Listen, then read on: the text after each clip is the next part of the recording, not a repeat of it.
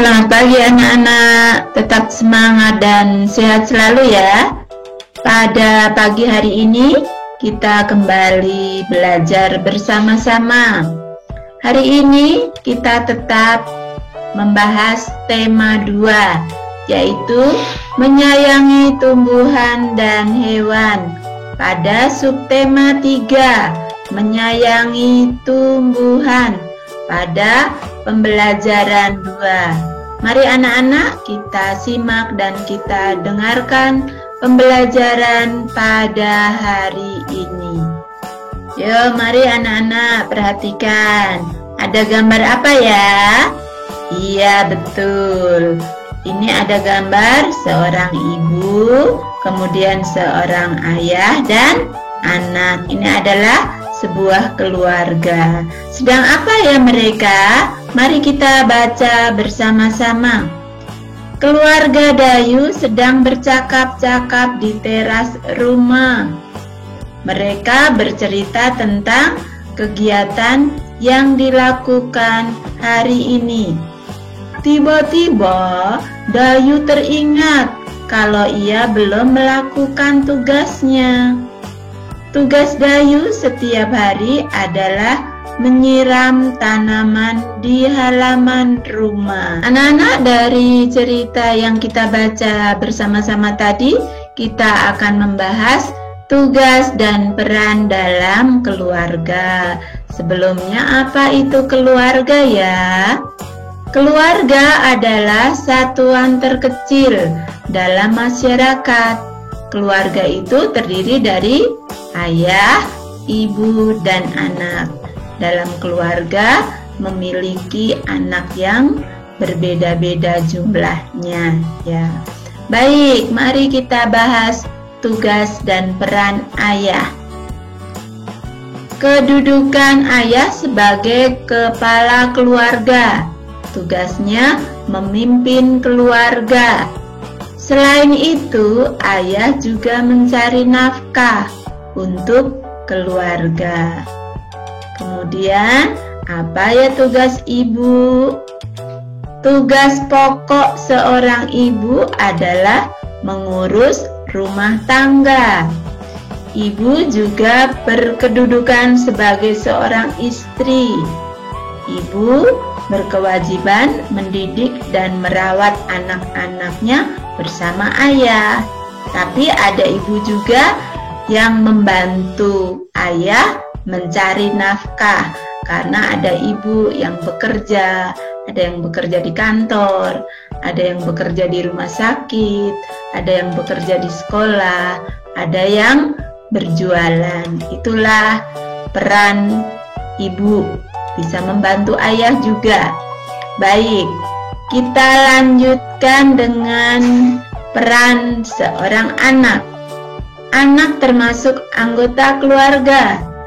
Seorang anak berhak mendapat perhatian berupa kasih sayang.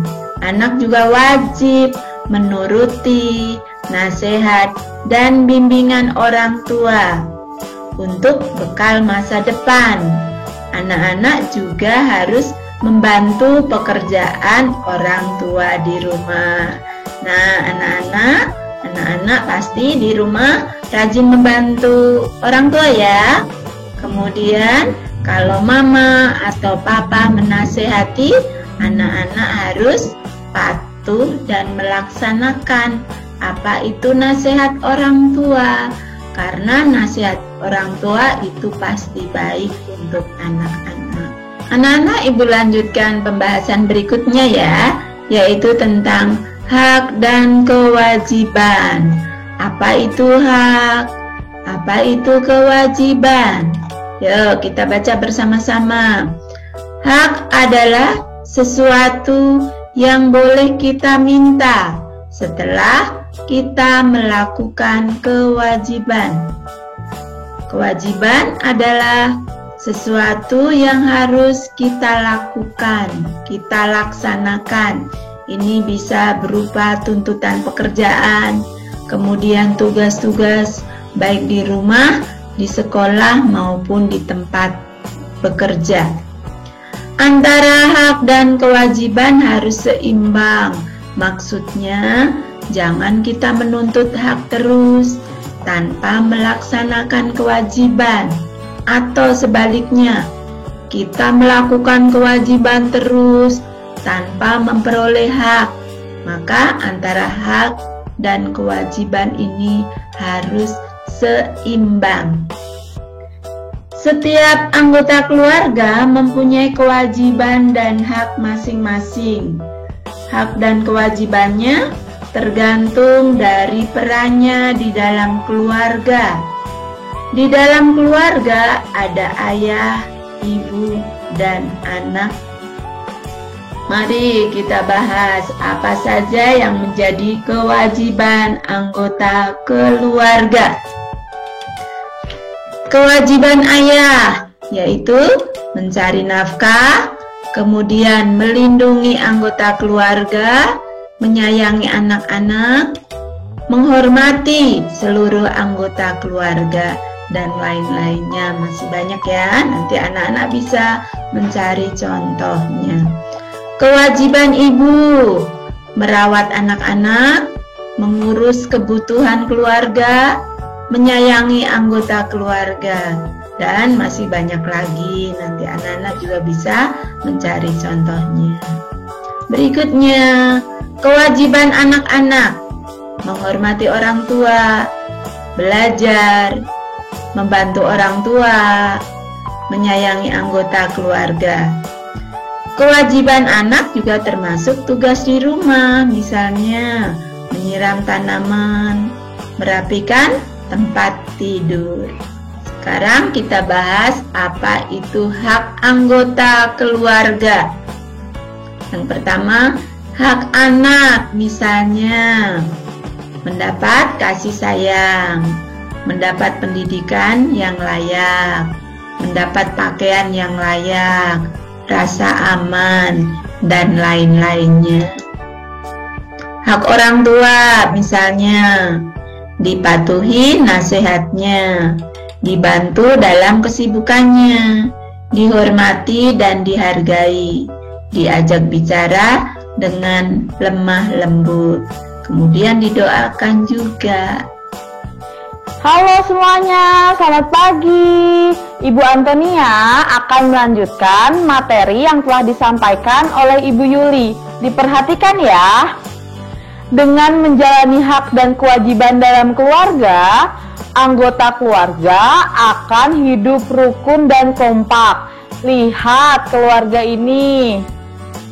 Keluarga ini ternyata keluarga yang kompak. Selain kompak, keluarga ini juga mencintai budaya Indonesia dengan menggunakan baju batik. Lihat ya, gambarnya menggunakan baju batik. Nah, sekarang kita akan belajar tentang batik. Batik memiliki gambar dekoratif. Gambar dekoratif itu apa ya? Gambar dekoratif yaitu gambar hiasan dari gabungan beberapa motif. Nah, ada jenis motif hias. Motif hias itu ada apa aja ya? Ada motif hias geometris dan ada motif hias non-geometris. Motif hias geometris itu adalah motif hias yang menggunakan unsur-unsur garis dan bidang yang disusun berulang-ulang sehingga membentuk motif yang menarik. Nah, contoh dari motif hias geometris yaitu batik kawung yang berasal dari Yogyakarta. Lalu motif hias non-geometris itu adalah motif hias yang memiliki bentuk manusia, hewan, atau tumbuhan. Nah, contoh dari motif hias non-geometris itu adalah batik buketan dari Pekalongan. Contoh macam-macam batik. Ada batik kawung dari Yogyakarta. Batik kawung dari Yogyakarta ini merupakan contoh motif hias geometris karena motifnya berulang-ulang. Lalu ada batik buketan dari Pekalongan. Ini merupakan contoh motif hias non-geometris karena motifnya berbentuk bunga. Ada batik lasem dari Jawa Tengah. Ini juga merupakan motif hias non-geometris karena motifnya bunga-bunga. Lalu ada batik priangan dari Tasik. Ini merupakan contoh motif hias geometris karena motifnya berulang-ulang. Cara membuat batik dapat dilakukan dengan dua cara, yaitu dengan cara ditulis atau dengan cara dicap. Ini ditulis, batik tulis, dan ini batik cap. Paham ya? Demikian pembelajaran pada hari ini. Apabila ada yang kurang paham atau ada yang kurang jelas, bisa ditonton kembali ya video pembelajaran pada hari ini. Jangan lupa mengerjakan tugas. Tugasnya jangan ditunda-tunda ya. Tetap jaga kesehatan. Selamat belajar. Terima kasih.